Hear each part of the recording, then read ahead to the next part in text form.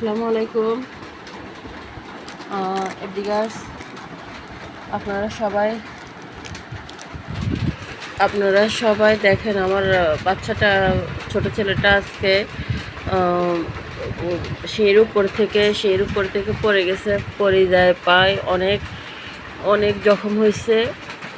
এই সপ্তাহে ফেটে গেছে পায়ে 4 সেলাই লাগছে। এখানে আমরা ইমার্জেন্সি সদরে নিয়ে গেছি, আমাদের লক্ষ্মীপুর সদর হসপিটালে নিয়ে গেছি।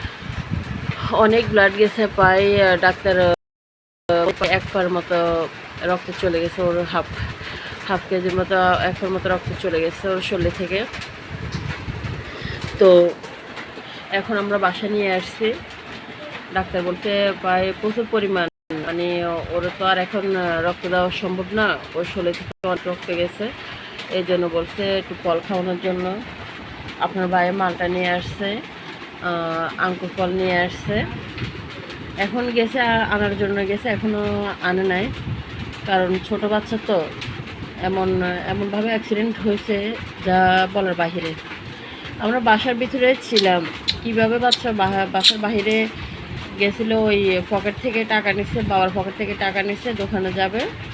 আর এমন সময় ফিসলা খায়, টাইসের উপরে তো ফিসলা খায় পড়ে গেছিলো। যাওয়ার পরে এই দুর্ঘটনাটা ঘটতেছে।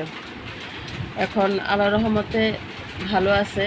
আমরা তো মেডিকেলে শিফট করি নাই, নিয়ে আসছি। ধরো এটা খাও মা। আমরা তো মেডিকেলে ভর্তি করি নাই, ডাক্তার বলছে বাসা নিয়ে আসার জন্য। বাসা নিয়ে আসে ওরে যেন রেস্টে রাখি। তো সবাই দোয়া করবেন আমার বাচ্চাটা যেন সুস্থ হয়ে যায়। আবার 4 দিন পরে রোববারে সকাল 10টার দিকে আবার নেওয়ার জন্য বলছে, সেলাই কাটার জন্য, কারণ সার ছিঁড়ে লাগবে তো। ছোট মানুষ খুব কান্না করছে। যখন একটা ইঞ্জেকশন দিছি, এই ইঞ্জেকশনের সাথে সাথে তো অনেক চিৎকার।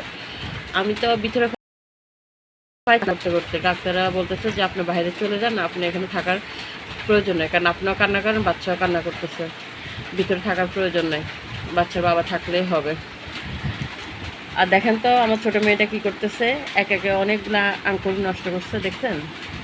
আমার মেয়েটা চাইতেছে ওরাও ব্যান্ডেজ করে দিতে, তো ওরাও ব্যান্ডেজ করে দিছে, এখন ও খুলে ফেলেছে। ও কীভাবে কোনটা নষ্ট করবে এটা চিন্তা ভাবনা করতেছে। দেখেন একটা ছেলেটা আঙ্কুর নষ্ট করতেছে, দেখছেন কত দুষ্ট। দেখেন একটা করে সবগুলো নষ্ট করতেছে। মানে ও চিন্তা ভাবনা করতেছে যে আমি কোনটা আগে খামো, কোনটা পরে খামো, কোনটা আগে খামো, কোনটা পরে খামো, চিন্তা করতে করতে সবগুলো নষ্ট করতেছে। ওর মন যা চায় ও তাই করবে। দেখেন একে সবগুলো নিতেছে। আর আমার অসুস্থ ছেলেটা বসে রয়েছে, এমনিও ভালো, একটু বিচরস্ত দুষ্টামি করে, তো মেয়ের চেয়েও ছেলেটা অনেক ভালো।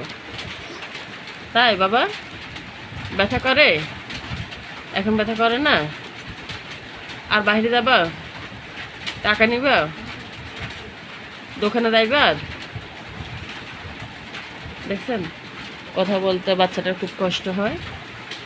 যাক, আল্লাহ রহমতের ছেলেটাও ভালো আছে। বড় কোনো অ্যাক্সিডেন্টের হাত থেকে যে আল্লাহ রক্ষা করছে, এই জন্য আপনারা সবাই দোয়া করবেন, আমার ছেলেটার জন্য দোয়া করবেন। আমার ছেলেটা যেন খুব শিগগিরই ভালো হয়ে যায়।